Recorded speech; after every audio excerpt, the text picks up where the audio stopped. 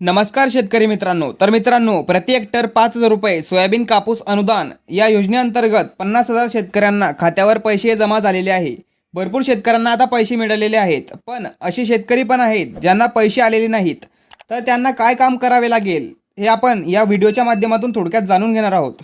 तर व्हिडिओ नक्की शेवटपर्यंत बघा. तर मित्रांनो, कापूस सोयाबीन अनुदान या योजनेतून 49 लाख शेतकऱ्यांच्या खात्यात 2,398 कोटी रुपये सरकारने आता वितरित केलेले आहेत. तर मुख्यमंत्री, उपमुख्यमंत्री आणि कृषी मंत्री यांच्या हस्ते या अनुदानाचं वितरण केलेलं आहे. तर आतापर्यंत 50,000 शेतकऱ्यांच्या खात्यावर हे वितरण झालेलं आहे. तर ज्या शेतकरी मित्रांना अजून पैसे आलेले नाहीत त्यांनी आपली EKYC ही झालेली आहे का हे एकदा चेक करून घ्यावे. तरी 21 लाख शेतकरी असे आहेत त्यांना EKYC करणं हे आवश्यक आहे. त्यांची EKYC ही झालेली नाही. तर ज्यांना नमो शेतकरी या योजनेचे पैसे येतात अशा 68 लाख शेतकऱ्यांना EKYC करायची गरज नाही. त्यांची EKYC ही आधीपासून झालेली आहे.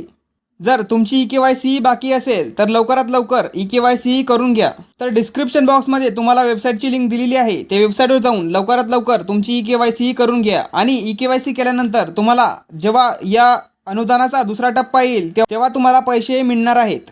तर सोयाबीन कापूस अनुदान प्रति हेक्टर 5,000 रुपये याचा दुसरा टप्पा लवकरच वितरित केला जाणार आहे.